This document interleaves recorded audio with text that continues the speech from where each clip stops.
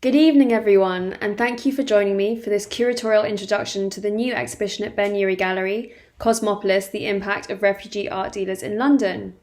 This is the first in an exciting programme of 7 weekly lectures, running throughout the exhibition period, exploring some of the dealers in the exhibition in more depth, which will run every Wednesday at 6:30pm, with one exception. Today, I'm going to talk about what's in the exhibition, but our distinguished speakers will cover additional aspects of the dealers' lives and their artists and really open the subject up, so please do take a look at the programme on our website and book ahead. The talk this evening is pre-recorded, but my email address is at the bottom there and I'll share it again at the end. And if you have any questions or observations or feedback, please do get in touch. I'd love to hear from you. So to introduce myself briefly, my name is Helena Cuss. I'm the curator of Cosmopolis and a fourth-year PhD student at Kingston University and the Ben Uri Research Unit, with an interest in the intersections between migration, diaspora and art in the 20th century. Before this, I was assistant curator at the National Portrait Gallery, working on exhibitions including David Hockney Drawing from Life, Love Stories, Art, Passion and Tragedy, and Tudors to Windsor's British Royal Portraits. I actually began my curatorial career as an intern at Ben Uri Gallery about 10 years ago, so it's a real pleasure to be able to return to stage this exhibition with them. Among the estimated 80,000 refugees who fled Nazi persecution and settled in Britain between roughly 1933 and 1945 was a small group of continental art dealers, present and future, mainly, but not exclusively, Jewish. Over the next 3 decades, they were at the centre of transforming London's restricted modern art market into a thriving international art scene. This exhibition foregrounds the narratives of some 19 from this cohort and the 21 galleries that they founded or impacted, some of which are still running today, such as Gampel Fees, Crane Kalman Gallery and Annie Judah Fine Art. And what we really hope to communicate through the exhibition is the extraordinary diversity of their experiences, interests, and areas of professional activity. This was by no means a homogenised group that we can stick an easy label of refugee dealer on. For example, the Parisian brothers Peter and Charles Gampel had dual Franco-British citizenship, spent the war in the British services, and may well have considered themselves émigrés rather than refugees, although they and their art-dealing family were indeed forced to flee Paris on account of their Jewish heritage in 1940. Henry Roland and Gustave Dalbanco actually migrated from Germany in the wake of the Wall Street crash in 1929, seeking job opportunities in London's thriving Old Master market, but found themselves unable to return home after 1933, again on account of their Jewish heritage. Helena Cuss fled the advancing Nazi army in Lithuania, also in 1940, but didn't arrive in Britain until 1947 as a member of the European Volunteer Workers' Force. Artistically, we focus on their contributions to the modern and contemporary market, but many galleries had a much wider, more eclectic variety of art on display. William Oley's Berkeley Galleries was famous as a leading purveyor of so-called ethnographic art from Africa, Asia, the Americas and Oceania, but he also promoted well-known British and émigré modernists such as Henry Moore, Oskar Kokoschka and the Potters Lucy Ree and Hans Koper, as well as many contemporary artists from the British Commonwealth. Paul Vengraff's Arcade Gallery is best known for repopularising old masters of the Baroque and Rococo styles, and later for ancient sculpture as well, but he had a lively strand of contemporary art exhibitions at his gallery, especially for refugee artists during the war. And as you can see from this portrait, he had also been an active participant in Belle Epoque Vienna in the early 20th century, commissioning 3 portraits from his friend Egon Schiele just a year before the artist's untimely death. And the galleries of the Gampels and Erika Brausen were the only places in 1950s London where you could find the newest avant-garde art being produced in both London, Paris and New York. But the Gampels in particular relied on a steady income from the Impressionist trade to finance these less saleable up-and-coming artists. Polish artist Jan Weliczko bucked the trend entirely by setting up his gallery far away from Mayfair on Portobello Road in 1960, and he modelled it not on the hygienic space with sparsely exposed works and a halo of intellect, that he saw in other dealers' galleries, but more as a kind of fantastic Aladdin's cave where contemporary art was interspersed with antiques and trinkets, jewellery and textiles, and traditional Polish greeting cards. So, through works by artists that the refugee art dealers promoted, the exhibition defines 4 key areas in which their role and influence had a major impact on London's artistic transformation in the mid-20th century.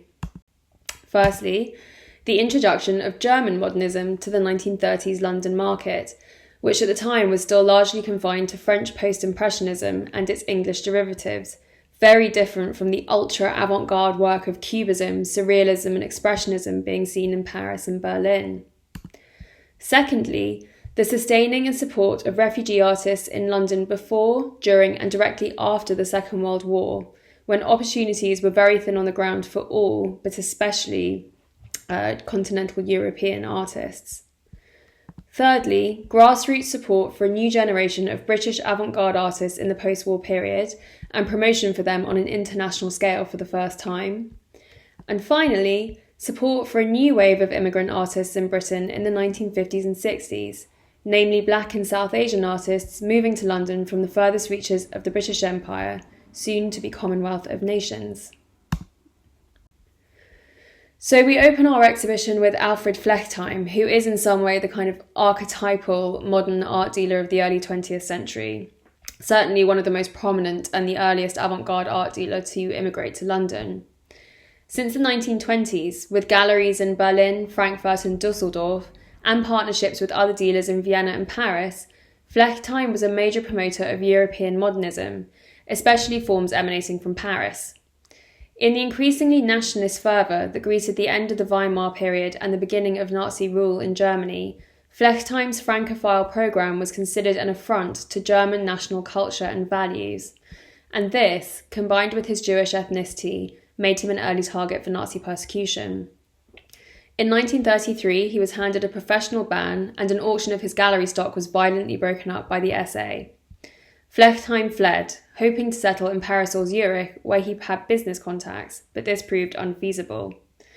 Instead, he settled in London at the beginning of 1934, when this photograph by refugee photographer Gertie Simon was taken, and this is the first thing you see in our exhibition. It was first exhibited in Camera Portraits, an exhibition curated for Simon by Flechtheim at the Camera Club in 1933.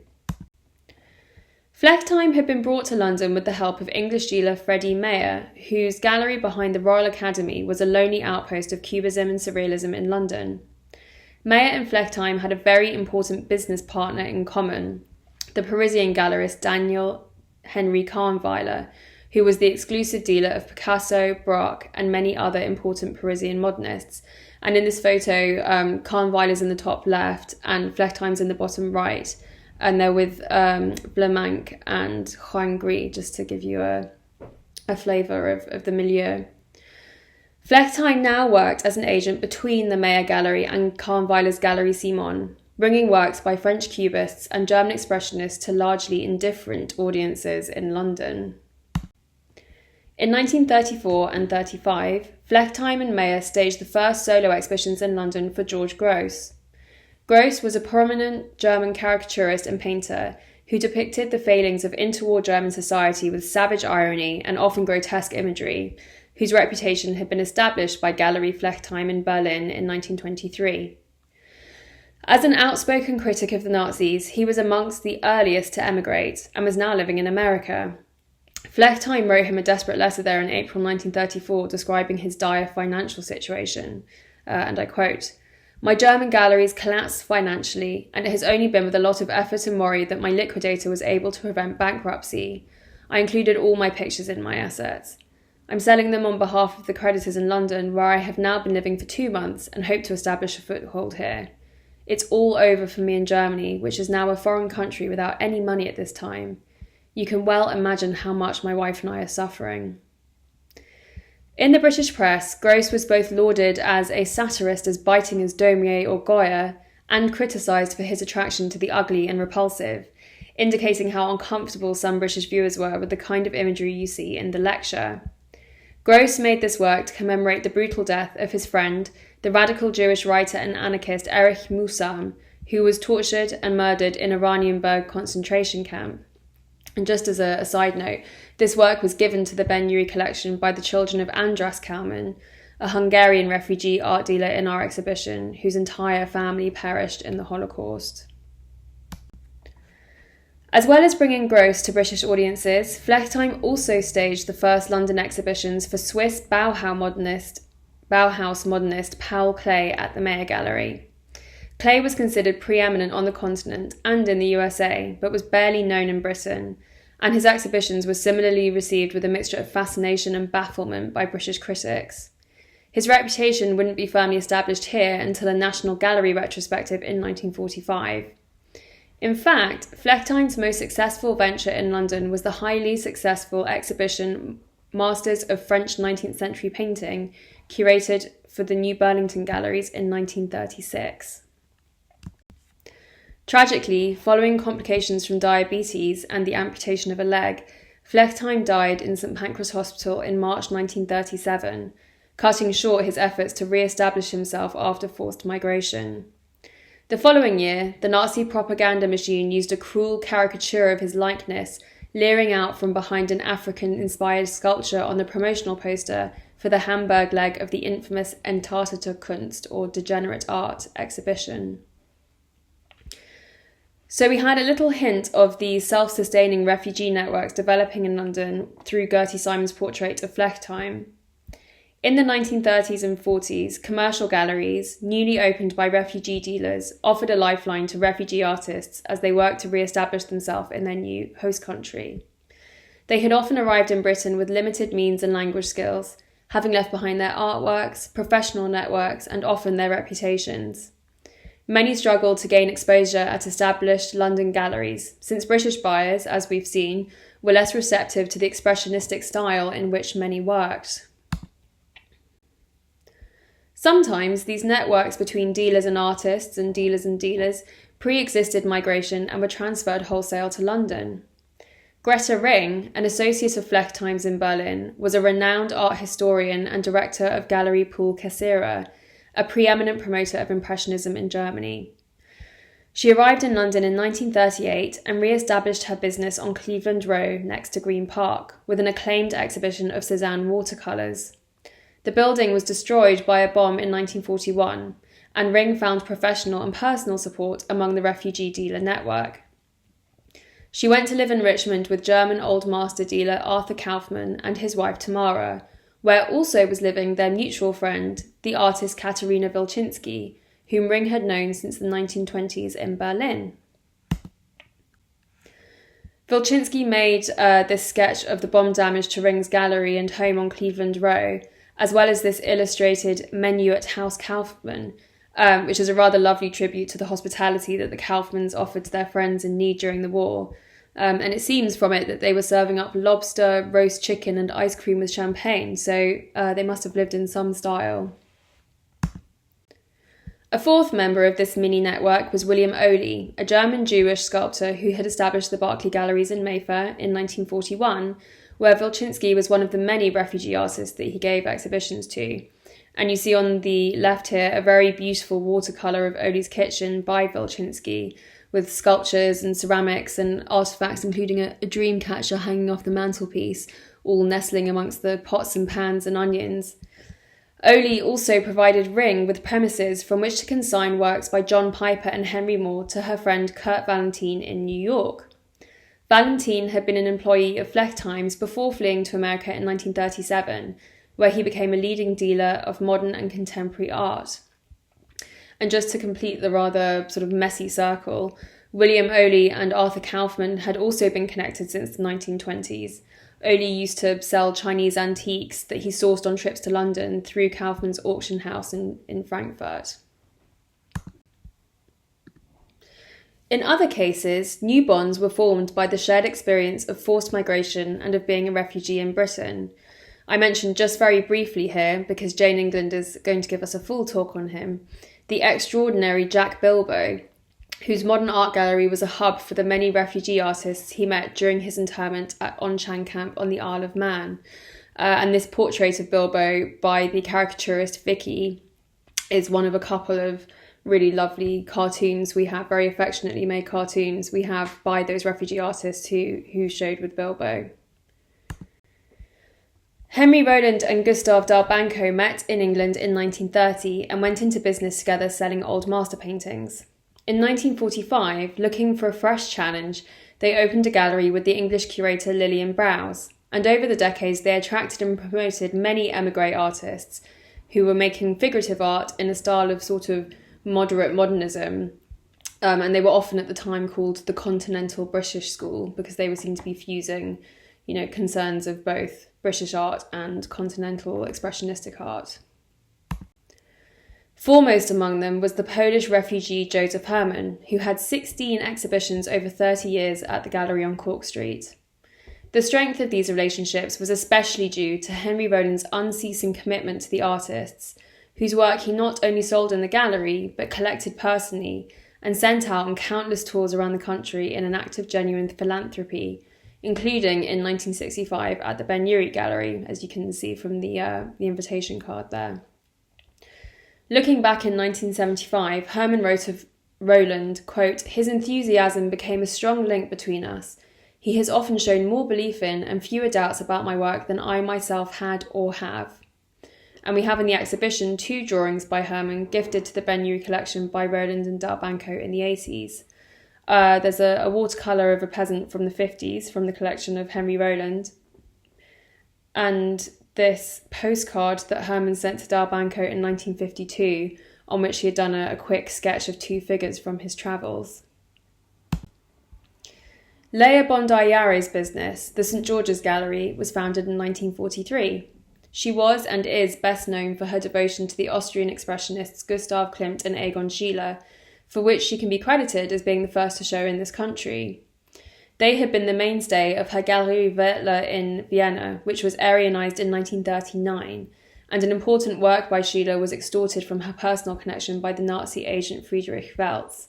And that actually went on to become one of the first high-profile restitution cases in the 90s, and there's a very fascinating documentary from 2012 on that subject, which I recommend.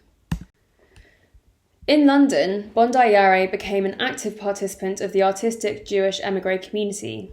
She lived in Hampstead for the rest of her life, which of course is kind of known as the émigré quarter in London, dubbed Finchley Strasse from the 1930s. In 1948, she mounted an exhibition of sculptures by Polish Jewish émigré Moshe Ovid, who had come to Britain in 1903. Ovid was a jewellery maker, founder of Cameo Corner Antique Jewellery Shop, which was a kind of much-loved stop on the antiques circuit for a long time in London, and a founding member of the Ben Uri Art Society. He began sculpting bronze heads at the end of the war, including the winged human, as well as animals and candelabra to commemorate Jewish victims of Nazism. And that this head here was definitely shown at St George's Gallery. Another artist working with Jewish subject matter shown at St George's was Alva, who was born to observant Galician Jewish parents in Germany and made stateless by the Nazis in 1933. In London, he participated in both mainstream and émigré artistic networks, and his expressionistic work often engaged with his Jewish faith. This lithograph is from a series of 6 prophets, which was published by St George's Gallery and exhibited there in 1949. Elsewhere in the émigré refugee network, Bondi-Yare gave much-needed employment to budding art dealers Erica Browson and Harry Fisher during the war, when it was very difficult for refugees to get employment during the war because of restrictions. And they would go on to found 2 of post-war London's most influential galleries. She also curated an exhibition at Paul Vengraff's Arcade Gallery to celebrate the Festival of Britain called Views of London in 1951, and that was a mixture of native British and refugee artists. And the following year, she organised a retrospective exhibition at the Ben Uri Gallery for her late husband, the sculptor Alexander Sandor Yare. And just to hint again at how varied the activities of each dealer was, Dr. Kai Lyons is going to give us a talk on Bondi-Yare's work with women modernist painters later in the programme. So moving now to our third key area of activity, which was the promotion of new British artists after the Second World War. Between 1946 and 1947, 3 galleries were founded by refugees, which would go on to dominate the modern and contemporary market in post-war London. Marlborough Fine Art was founded by Viennese business partners Harry Fisher and Frank Lloyd, and I'm sorry I don't have a photo of Frank Lloyd, on Old Bond Street. Harry Fisher was a successful art publisher in Vienna when his business was Aryanised, and he fled to England via Zagreb. Frank Lloyd was an oil salesman who traded in his modern art collection for a visa to leave Vienna, going first to Paris. He escaped a French internment camp in 1940 and arrived in England on a fishing boat. Fisher and Lloyd met peeling potatoes in the Pioneer Corps during the war and laid plans to go into the art business together, which they were able to follow through in 1946, although the business initially largely relied on the fine book trade, because obviously that was Fisher's kind of specialism at the time. In the same year, Gampel Fees was founded by Anglo-French brothers Charles and Peter Gampel in South Molton Street. They possessed a really enviable art dealing heritage. Their father was the eminent Parisian dealer René Gampel, and their mother Florence was sister of the English Lord of Dealing Joseph Duveen. Anticipating the fall of France, René Gampel sent a cache of old master paintings to safety in London, and the entire family left Paris and entered the French resistance. Through a series of rather daring-do escapades and escapes, Peter and Charles found themselves in the British services. Charles as an espionage agent for the Special Operations Executive, which of course was the precursor to MI6, and Peter as an army officer. They were reunited in London after the war, retrieved their father's paintings, and used them as the foundation for a new gallery, named in his honour, as they very sadly found out after the war that he had perished shortly before the liberation in a concentration camp. Erika Brausen left Germany in the early 1930s to escape intolerance and homophobia, and ran a bar in Mallorca from which she helped many socialist friends escape Franco's Spain, before being forced to flee again herself in a fishing boat. She worked at several galleries, including Lea Bondayares, as well as the Red Fern Gallery, which was a progressive modern art gallery run by a New Zealander called Rex Nankivel, and I think was one of the only ones not to close during the war. In 1947, she founded the Hanover Gallery with American financier and art collector Arthur Jeffress, where she showed new developments from the continent. Both the Hanover Gallery and Gampel Fees pursued an adventurous policy of promoting experimental avant-gardes from the very beginning, with the result that by the early 50s, they were the go-to places for leading and emerging contemporary artists, including, but not limited to, Francis Bacon, Lucian Freud, Barbara Hepworth, Ben Nicholson, Eduardo Paolozzi, Alan Davey, Lynn Chadwick, Reg Butler. I really could go on and on. I won't. But on this slide, I'm just showing you 2 of the works that we have to represent them in the exhibition. These are paintings by Donald Hamilton Fraser and Adrian Heath, who in different ways were both profoundly influenced by an exhibition of the Parisian abstract painter Nicolas de Stael at the Refugee-founded Matthiessen Gallery in 1952, which one critic described as changing English taste forever. Brausen and the Gampels took considerable financial and reputational risks in so doing. London's post-war artistic atmosphere was still conservative, and the avant-garde relied on a very small pool of enlightened collectors. The arbiters of public taste, like the Tate Gallery, were slow to adopt new art forms, and Peter Gampel recalled how many visitors hurled insults at them through the gallery door. But their choices would be legitimised by the British Council's selection for touring exhibitions and major showcases, such as Venice Biennale, the Biennale de Sao Paulo, and Documenta Art Fair in Germany, which significantly changed the perception of British art from insular to international. This began in 1952, when 8 young sculptors took the art world by storm at the Venice Biennale. They were dubbed the Geometry of Fear by critic Herbert Reed, who identified in their jagged, metallic works a shared iconography of despair, responding to the recent devastations of global war and Holocaust and the escalating Cold War tensions. He thus established their art historical positioning as a highly marketable British school of sculpture, something that wasn't really considered to have existed before in British art. 7 of these 8 sculptors were already represented by Brausen and the Gampels. One such was Kenneth Armitage, who was largely unknown before 1952. He was selected for the Biennale after People in the Wind, his sculpture here, was seen by Lillian Somerville, director of the British Council's Fine Arts Department at Gampel-Fees. This sculpture particularly was the outstanding success of the Biennale exhibition, with casts instantly purchased by influential American collectors like Peggy Guggenheim and Alfred Barr from the Museum of Modern Art, also Elsa Schiaparelli and the Museum of Modern Art in Rome. The Gampels in particular sought to turn this international interest to their artists' advantage, using their own network of dealer contacts in New York to obtain exhibitions and a wealthy, more adventurous collector base for their sculptors than they could find in Britain. In 1957, they facilitated Lynn Chadwick's first solo exhibition in New York at Eleanor Seidenberg Gallery, and Beast was shown there for the first time, and the exhibition was a huge commercial success. I think it sold out in the end. Reg Butler was perhaps considered the most senior of the new generation at Venice, having been taken on by Erica Brausen in 1949. Young Gull is similar to work shown at the Biennale and was included in his first New York exhibition in 1955 in the gallery of Kurt Valentine.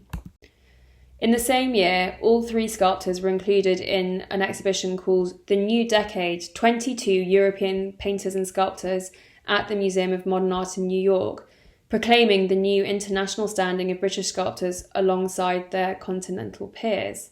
And you see here three sculptures by Armitage in the left-hand picture, and two, I think, by Butler, these female figures skipping. So British abstract painters such as Alan Davey and Sandra Blow also benefited from the Gampels' transatlantic dealer network. In the early post-war years, they were the only gallery dedicated to abstract art, and young British painters inspired by foreign avant-gardes flocked to them for representation. Sandra Blow's muddy, gestural canvases, incorporating elements of mixed media such as sand, tea, and sacking, followed her association with the Italian artist Alberto Burri. She recalled how she showed up at Gampel-Fees Gallery in a taxi with her work in 1950, and they took her on instantly. This abstract is very similar to works included in her third solo exhibition at Gampel-Fees in 1960. Alan Davies' colourful paintings fused primordial symbols referencing ancient cultures with contemporary influences from the work of Paul Klee and Jackson Pollock. And Davies first saw the work of Paul Klee at the National Gallery retrospective that I mentioned earlier, and he saw Pollock's early work in the Venice home of American gallerist Peggy Guggenheim in 1948. Both Blow's and Davies' early exhibitions at Gampel-Fees met with bafflement and even hostility, described variously by critics as heartless, random, and confused. The scale alone of these works was highly unusual in Britain at this time. The Davy is over 1.5 meters wide, and the Blow is almost the same in height, so they're really quite dominant, striking paintings. Critical opinion began to change in the mid-50s, when Gampel-Fees secured solo shows for Blow and Davy in prestigious Manhattan galleries. In this context, their work was seen to share stylistic similarities with that of the abstract expressionists, who were becoming a dominant force on the international scene. Davies' exhibition sold out, and he was invited to stay with Pollock and Lee Krasner on Long Island. And Sandra Blow also socialised with leading American painters like Robert Motherwell and Helen Frankenthaler, and she had works bought for public and private collections. This painting by Davy, called Image of the Fish God, was bought directly by the British Council from the Gampels in 1962 and shown in many international contexts thereafter. It had been finished shortly before his trip to New York and is typical of the druidical abstractions, as Time magazine described them, from this period. The success of British abstract painters in the USA significantly improved their standing back in Britain, proving Gampel-Fees to be a vital conduit in the transatlantic dialogue between different practitioners of gestural abstraction. At Marlborough Fine Art, Fisher and Lloyd had spent the 50s courting big international collectors, selling outstanding 19th and 20th century French art, and staging museum-style exhibitions with scholarly catalogues. By 1960, their position was unassailable, with £1 million annual turnover and multiple branches in international art centres. The opening of a second branch on Old Bond Street called New London Gallery in the same year excited much comment about their meteoric rise, with the Sunday Times describing them as the most successful and envied of the new galleries in London. They could now stage authoritative exhibitions of early German Expressionism in their original premises and provide contemporary British artists with financial backing and international exposure, as well as much larger showrooms to show their work in, because, sculpture and painting were both getting bigger and bigger in this period. They came to represent almost every contemporary British artist of note, but I won't give you a list this time because we'll literally be here all night. At the New London, they often showed artists who are now grouped together as the so-called School of London, including Francis Bacon, Lucian Freud, Frank Auerbach, R.B. Kitaj, and Michael Andrews. These artists were all bound together by friendship and a shared interest in the human figure, in an art world now largely geared towards abstraction. The careers of Lucian Freud and Francis Bacon had both advanced considerably at Erika Brausen's Hanover Gallery, but both left in 1958 for Marlborough's increased financial offer, followed by Lynn Chadwick and Kenneth Armitage from Gamfield Fees a year later. Lloyd was initially wary of Freud's slow working methods, but Fischer was drawn to the artist's family connections with Vienna. Freud's career entered a long period of stagnation. A former Marlborough employee recalled that his paintings would stay in the racks unloved for years, priced at just a few £1,000s. Imagine. Fischer and Lloyd supported him financially for a decade as he evolved to his later style, which you see here in the etching of Bella. Freud's friend Frank Auerbach joined Marlborough in 1965 at the urging of Francis Bacon. He developed a strong relationship with the gallery, and during lean times they often advanced funds for the copious amount of paint that his practice necessitated. This portrait of Auerbach's main model from the 1960 Juliet Yardley Mills was shown in his third solo exhibition at Marlborough in 1971. And it really exemplifies his approach to the human head, the kind of heavy impasto paint evoking the physicality of skin and flesh. Manhattan art dealers were dismayed by the opening of Marlborough Gerson Gallery there in 1963. The New York Times declared that, quote, "the Colossus has entered the art arena," suggesting that Marlborough would seduce big names away from other dealers as they had done with, quote, "the cream of the British crop." And indeed, the New York branch went on to represent most of the leading abstract expressionists.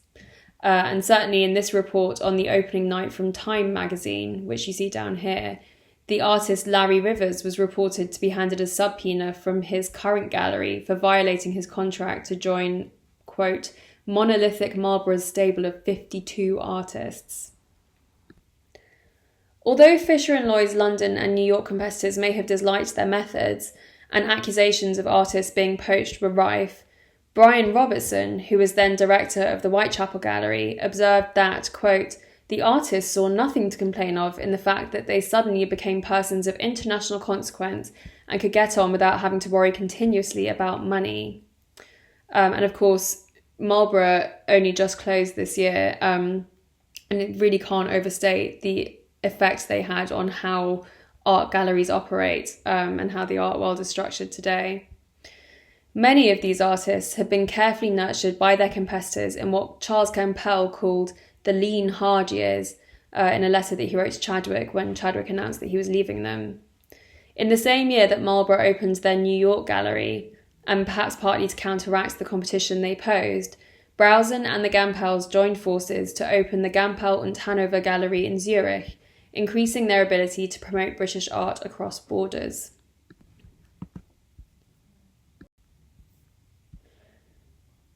So I now turn to our final key area, which is the promotion of artists from Britain's imperial colonies. They came in response to the British Nationality Act of 1948, which granted British citizenship to anyone born in her colonies or dominions. And they came from places as diverse as India and Pakistan, South Africa, Canada, Australia, Guyana, really all over, seeking work, education, or just a different cultural milieu. British-born dealers were slow to adopt these artists, and emigre art dealers, with what Edmund Duval has called their unclouded perception, and perhaps a sort of innate sympathy for fellow immigrants, were especially supportive. William Oley, who I mentioned earlier, was an early promoter of artists from African and Asian colonies. And I just want to show you very briefly this work by Kofi Antubam, who studied at Goldsmiths, had an exhibition of work depicting traditional Ghanaian subjects at Oley's gallery in 1949, and gave him this drawing as a way of saying thanks. Antubam became Ghana's leading modernist when it gained independence in 1957.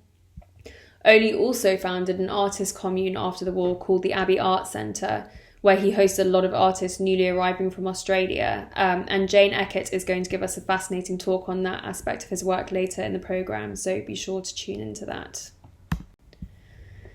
As the 50s progressed, galleries were often founded just outside of Mayfair's confines, where American forms of abstraction were the dominating art style. Refugee gallerists were at the forefront of the push westwards towards the bohemian districts of Chelsea and Notting Hill, where there was more freedom to show experimental art. And just to point a few out here, at the top in Marble Arch, there were two galleries opened by Halima Nalech in 56 and 57 respectively.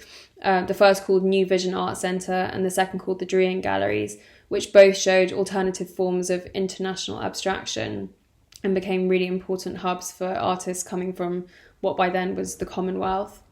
Down here on Brompton Road, Andras Kalman opened his London branch of his original Manchester gallery. He moved it down in 1957 and it still operates there today. And underneath that, towards Chelsea, is Grabowski Gallery, which I'm going to talk about in a second. And then you can see right there, up on Portobello Road, was Jan Velichko's Centaur Gallery, founded in 1960. Polish dealer Mateusz Grabowski was enormously important to this burgeoning community of artists from the Commonwealth. He had arrived in England in 1940 as an airman in the exile Polish army, but in civilian life was an astute chemist. By 1959, his business was so successful that he was able to indulge in a boyhood dream of opening an art gallery, where he committed to creating opportunities for young artists straight out of art school or those otherwise overlooked by the establishment, like immigrants. In 1962, he was the first commercial gallerist to show Frank Bowling, straight out of the Royal College of Art, in a two-hander exhibition with fellow graduate Derek Bochier. The image in Revolt, which is what the exhibition was called, showed Bowling in his early pop art context, which is often forgotten in light of his later abstract work. And although actually Bowling was perceived by critics to be working in a manner derivative of Francis Bacon, which Bowling hotly contested. Bacon was a noted mentor to students of the RCA in this period. A year later, Grabowski showed Bowling alongside Commonwealth artists Anthony Underhill and Neil Stocker, and these two exhibitions were the only British exposure Bowling received before moving to the United States in 1966. This was after he had been told by Whitechapel Gallery director Brian Robertson that, quote, Britain was not ready for a talented artist of colour. It's often noted that Grabowski's exhibitions were rarely commercially successful, and certainly some artists felt frustrated by his inability to help them break into the establishment or connect them with really wealthy or influential patrons. There's no doubt, however, that these exhibitions helped to develop their careers. As you can see, Revolt of the Image gained critical interest, and the work by Bowling illustrated in both the review and the catalogue, called The Birthday, which depicts someone giving birth, was bought from the exhibition by the Arts Council. Grabowski also lent important support to Bowling's compatriot Aubrey Williams, who had initially benefited from the wave of so-called Commonwealth optimism in the early 50s, but which was now fading in the face of American cultural dominance and lingering colonial attitudes. Williams later recalled, he said, "In the beginning, I suppose I was a novelty, but when the novelty began to wear off and I was being nicely put in my place, I started to realise my blackness." In 1960, Grabowski mounted an exhibition called Continuum, a group exhibition of Williams, Australian Anthony Underhill, again, South African-born Dennis Boehm, and Englishman Max Chapman. The exhibition championed intuitive abstraction over the fashionable conceptual art movements gaining ground in mainstream galleries, and was followed by a successful solo exhibition for Williams in 1963. In our exhibition, we show this amazing painting, Petrification 2, which is very similar to the works that Williams showed in 1963, really showcases the way that he fused his interest in ecology and prehistory with a very kind of contemporary abstraction.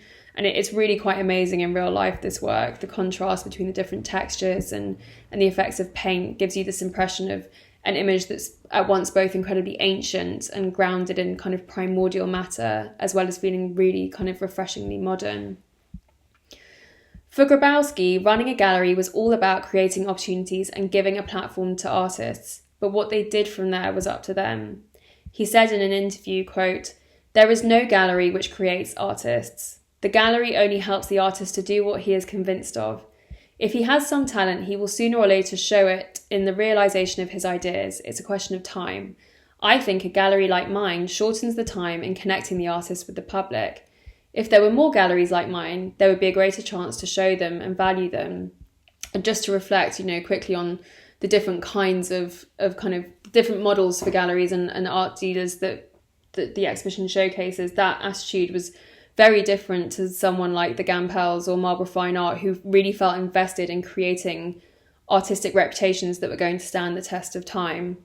They really had an eye to kind of art history, so it's a slightly different perspective from what Grabowski is talking about here. A last important example I want to share with you is the well-known German refugee dealer Annie Juder, whose gallery Annie Juder Fine Art still flourishes today under her son. Juder is one of the best-known dealers we explore in this exhibition, but women dealers are so often obscured in art history, and even one as well-known as Juder hasn't been sufficiently recognised in certain areas of her career. Annie Juder Fine Art was founded with her son David in 1968 and gained renown for championing early abstract art movements such as De Stijl, Bauhaus and Russian suprematism, which was barely known in London by the 70s. However, Juder had run 2 previous galleries in the 60s where she showed an astonishing variety of young avant-garde artists from all over the world. Like Grabowski, and rather in keeping with the spirit of the swinging 60s, Juder really emphasised youth as a key criteria for her galleries in an interview for the Sunday Times, saying, "My policy is to have young painters and stick my neck out." And she also reflected on her experience as a female dealer, saying, "I think as a woman one is more vulnerable and not ruthless enough, but I don't really like ruthless people anyway." So Juder had initially fled to Palestine with her family in 1933 when she was quite young, and arrived alone in London in 1937 with just £1 in her pocket. From 1956 to 58, she worked for the American emigre dealer and collector Eric Esterick, and in 1960 she opened the Moulton Gallery, just a few doors down from Gampel Fees, with the financial backing of a fellow German emigre called Lily Stern. 3 years later, with the backing of some American collectors, she opened the Hamilton Galleries, which you see in the top left picture here. In 1960, at the Moulton Gallery, she showed for the first time the Indian artist Avinash Chandra. The noted critic and art historian W.G. Archer wrote the catalogue forward, in which he stressed that the strength of Chandra's style lay in its clear national identity, in opposition to the featureless, sterile international abstraction that proliferated in art galleries by this period and was becoming a bit of a hallmark of sort of Western modernism.